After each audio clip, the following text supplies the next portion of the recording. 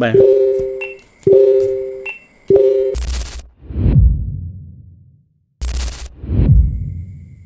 ចឹងគឺវា scan លឿនបាទហើយវាបោះ message ទៅក៏លឿនដែរឥឡូវយើងមកមើល message វាមកដល់នេះហើយនេះឃើញទេបាទចឹងទៅយើងទៅមុខទៀតបាទបាទអញ្ចឹងនៅពេលដែលវាបោះ message មកអញ្ចឹងណាបាទអញ្ចឹងសម្រាប់កូនសិស្សគឺវាផ្ញើទៅកាន់ Telegram អាណាព្យាបាលទៀតបាទអញ្ចឹងគឺវាផ្ញើដូចគ្នាចេះហើយបន្ទាប់មកនៅពេលដែលកូនសិស្សចេញបាទគឺវានឹងធ្វើការreply ជាមួយ message ដែល scan ចូលបាទ scan ចេញ scan ចូលវា reply គ្នាបាទឥឡូវខ្ញុំអត់ទាន់បង្ហាញ scan ចេញ scan ចូលទេបាទខ្ញុំមកបង្ហាញនេះមក flat សិនរបាយការណ៍ហើយខ្ញុំទៅបង្ហាញ payroll ទៀតបាទនេះអញ្ចឹងយើងអាចសរុបរបាយការណ៍ដោយគ្រាន់តែចុចប៊ូតុង send នេះបាទអញ្ចឹងវានឹងផ្ញើរបាយការណ៍សរុបមកកាន់ group attendant ហ្នឹងបាទអញ្ចឹងរបាយការណ៍សរុបវាចេញបែបម៉េចខ្ញុំជឿថាចំណុចនេះគឺលោកគ្រូអ្នកគ្រូពិតជាចង់បានមែនតើបាទដែលវាបង្ហាញពីសិស្សដែលកំពុងនៅក្នុងសាលាមានចំនួនប្រមាណអ្នកបាទនៅក្នុងនេះគឺមានចំនួន9អ្នកបុគ្គលិកដែលនៅក្នុងសាលាមានចំនួនប្រមាណអ្នកក្នុងនេះគឺមាន2អ្នកបាទអញ្ចឹងនេះគឺសិតតែ scan ចូលទាំងអស់អត់ទាន់មានចេញទេបាទនេះគឺចូលទាំងអស់អញ្ចឹងសម្រាប់អ្នកដែលមានសិស្សដែលមាននៅក្នុងសាលាហ្នឹងគឺជាសិស្សដែលបាន scan បាទនេះព្រោះអីយើងអត់ទាន់មាន scan ចេញទេណាបាទអញ្ចឹង scan ចូលមានអីគេនេះថ្នាក់ទី1នេះបាទថ្នាក់ដែលមាន ID លេខ1នេះលេខកូដថ្នាក់បាទអញ្ចឹងគឺមាន2នាក់បាទហើយនៅសល់ប្រហែលអ្នកទៀតគឺ absent បាទអញ្ចឹងមានន័យថាប្រហែលអ្នកដែល absent នេះគឺវាបោះទាំងឈ្មោះបោះទាំង Telegram បាទអញ្ចឹងអានេះគឺជារបាយការណ៍ណាអញ្ចឹងគ្រូបន្ទប់ថ្នាក់គាត់អាចដឹងថាកូនសិស្សនេះគាត់ absent ហើយមានលេខទូរស័ព្ទគាត់អាចសួរព័ត៌មានបានបាទចំណុចនេះគឺសំខាន់មែនទែនបាទហើយវាផ្ដល់ភាពងាយស្រួលខ្លាំងមែនទែនហ្មងណាបាទអញ្ចឹងដល់ពេលថ្នាក់នេះ scan ចូលរៀន2នាក់បាទហើយសល់ប្រហែល absent បាទអញ្ចឹងប្រព័ន្ធយើងគឺយើងធ្វើឲ្យស្រួលបែបហ្នឹងបាទឥឡូវយើងឈប់និយាយចំណុចហ្នឹងយើងមកចូលទៅមើល payroll ណាបាទនេះ payroll បាទនេះគឺថ្មីខ្ញុំតេស្តផ្ទាល់ជូនហ្មងបាទនេះអញ្ចឹងគឺ payroll នៅពេលដែលមានបុគ្គលិក scan 2នាក់ឬក៏ scan 3នាក់វានឹងធ្លាក់ list អ្នកដែល scan នឹងមកណាប៉ុន្តែសួរថាប្រាក់ខែរបស់គាត់បានប្រមាណបាទប្រាក់ខែរបស់គាត់បានប្រមាណយើងមើលមកនេះអញ្ចឹងលោកគ្រូអ្នកគ្រូឃើញហ៎បាទអញ្ចឹងគាត់ធ្វើការមួយថ្ងៃគាត់ធ្វើ10ម៉ោងបាទព្រោះគាត់ធ្វើ3វេនហ្នឹងបាទអញ្ចឹងសម្រាប់ system នេះ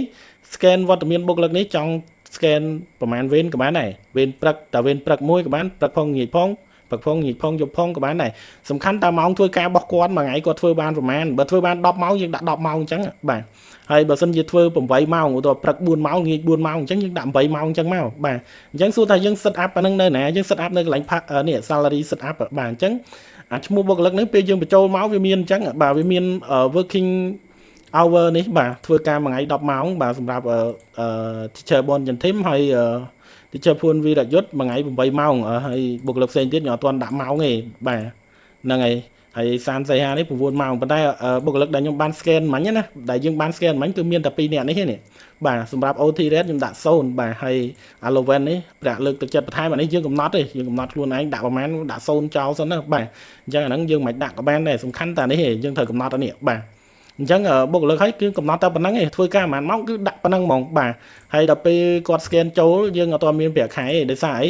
គាត់អត់ទាន់ scan ចេញផងអញ្ចឹង effective hour របស់គាត់ណានេះម៉ោងដែលគាត់បានធ្វើនៅ0ឡើយឯងបាទអញ្ចឹងហើយឥឡូវនេះគឺ expect hour មានន័យថាម៉ោងដែលគាត់ត្រូវធ្វើរយៈពេល1ខែហ្នឹងគាត់សរុបទាំងអស់បានប៉ុន្មានត្រូវធ្វើឲ្យបានប៉ុន្មាន120ម៉ោងបានគ្រប់ម៉ោងអញ្ចឹងគាត់ធ្វើគ្រប់120ម៉ោងហ្នឹងប្រាក់ខែរបស់គាត់គឺបាន$350នេះបាទអញ្ចឹងណាបាទតែសម្រាប់បុគ្គលិកម្នាក់នេះប្រាក់ខែគាត់400ហើយមួយថ្ងៃគាត់ធ្វើ8ម៉ោងទេអញ្ចឹង expect hour របស់គាត់ដោយសារតែប្រហែលជាគាត់បរៀនច្រើនជាងឬក៏មិនអាហ្នឹងតាមយើងចូលចាជាក់ស្ដែងអញ្ចឹងស្ថាប័នគាត់បានឲ្យប្រាក់ខែ400ហើយមួយថ្ងៃធ្វើការតែ8ម៉ោងទេអញ្ចឹងណាបាទអញ្ចឹង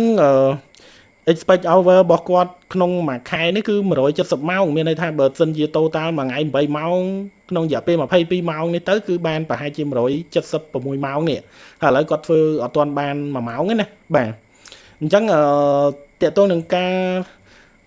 នេះហ្នឹងបាទការ scan ចូលធ្វើមិញហ្នឹងប្រហែលជាគាត់អាចបានប្រហែលនាទីហីឥឡូវយើងមក scan ម្ដងទៀតដើម្បី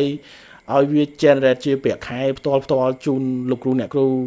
បាទក៏ដូចជាពុកម៉ែបងប្អូននាយកសាលានីយការមើលអញ្ចឹងណាបាទហ្នឹងហើយអញ្ចឹងយើងចូលមកប៊ូតុង scan នេះម្ដងទៀតបាទដើម្បីធ្វើការ scan ចាក់ចេញណាបាទ អូខេហើយក្នុង system នេះយើងមាន configure ដែរដើម្បីកំណត់ថាតើ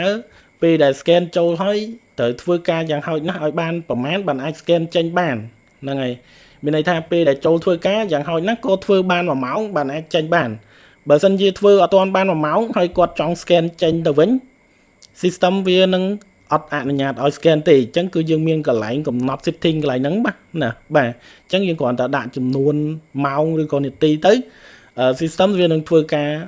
អូតូម៉ាទិកដោយខ្លួនវាបាទហើយដោយសារតែក្នុងនេះគឺខ្ញុំបានកំណត់នេះខ្ញុំកំណត់តាមនាទីទេបាទដោយសារខ្ញុំតេស្តណាបើតាមជាក់ស្ដែងយើងត្រូវកំណត់60នាទីយ៉ាងហោចណាស់គឺឲ្យបាន1ម៉ោងបាទបានអាចធ្វើការ scan ចេញបានហើយមិនពេលដែលយើង scan កំណត់តិចចឹងឧទាហរណ៍ថាគាត់ធ្វើការមួយថ្ងៃ4ម៉ោងតែយើងកំណត់ថាបាន1ម៉ោងអាច scan ចេញបានប៉ុន្តែគាត់ចេញបានមែនប៉ុន្តែប្រាក់ខែរបស់គាត់ណាបាទគឺគិតតែក្នុង1ម៉ោងទេអញ្ចឹងមួយថ្ងៃធ្វើការបានឧទាហរណ៍8ម៉ោងប៉ុន្តែដល់ពេលគាត់ធ្វើបាន12ម៉ោងអញ្ចឹង system វាគិតប្រាក់ខែ2ម៉ោងជូនបាទមិនមែនគិត8ម៉ោងទេអញ្ចឹងបើសិនជា8ម៉ោង 100% 2ម៉ោងនេះប្រហែលជាបាន 20% នៃប្រាក់ខែរបស់គាត់ទេអញ្ចឹងណាបាទអញ្ចឹងគាត់អត់អវត្តមានមែនប៉ុន្តែប្រាក់ខែត្រូវតែកាត់ព្រោះគាត់ធ្វើអត់គ្រប់ម៉ោងបាទអញ្ចឹងព្រោះគាត់ធ្វើអត់គ្រប់ម៉ោងតោះឥឡូវយើងមកធ្វើការ scan ចាក់ចេញរបស់គាត់ចង់ដឹងថាប្រាក់ខែវា calculate ឲ្យយ៉ាងដូចម្ដេចបាទអញ្ចឹងព្រោះជាចំណុចដែលសំខាន់ដែលលោកគ្រូអ្នកគ្រូចង់បានប្រព័ន្ធតែមួយគ្រប់គ្រងបានទាំងប្រព័ន្ធបន្ទុកសញ្ញាបត្របានសរសើរលិខិតរដ្ឋបាលផ្សេង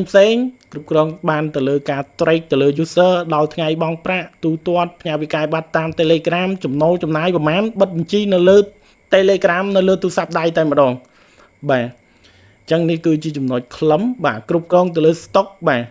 ហើយនឹងគ្រប់គ្រងវត្តមានបុគ្គលិកវត្តមានកូនសិស្ស load notification ទៅកាន់ Telegram calculate payroll ទាំងអស់នេះគឺមាននៅក្នុងប្រព័ន្ធ A+ system តែមួយគត់បាទនិយាយទៅការងារសាលាទាំងអស់គឺយើងរៀបចំនៅក្នុងប្រព័ន្ធនេះតែមួយដោយសារតែយើងមានបទពិសោធន៍ក៏ដូចជាបាទការសិក្សាទៅលើ process នេះអស់រយៈពេល10ឆ្នាំជាងហើយបាទអញ្ចឹងគឺ process ទាក់ទងនឹងការគ្រប់គ្រងសាលានេះគឺយើងយល់ច្បាស់បាទអញ្ចឹងប្រព័ន្ធនេះគឺយើងធ្វើមានភាព smooth រលោងបាទរលូនបាទអញ្ចឹងគឺយើងប្រើដូចឃើញផ្ទាល់អញ្ចឹងគឺខ្ញុំអត់មានកាត់តទេតេស្តផ្ទាល់ជូនតែម្ដងបាទឥឡូវយើងសាកធ្វើការ scan ចេញអញ្ចឹងយើងឃើញហើយក្នុងនេះគឺមានបុគ្គលិក2នាក់ដែលយើងបាន scan ណាបាទឥឡូវគាត់ scan ចេញវានឹងដក list តាមហ្នឹងណានេះអូខេឥឡូវយើងចាប់ផ្ដើមធ្វើការ scan ចេញហើយយើងនឹងទៅពិនិត្យមើល salary របស់គាត់ណានេះបាទឥឡូវbon ចន្ទធីមគាត់ scan ចេញហើយអូខេបាទឥឡូវខ្ញុំអត់ទាន់ scan បុគ្គលិកម្នាក់ទៀតទេបាទនេះយើង refresh មកហើ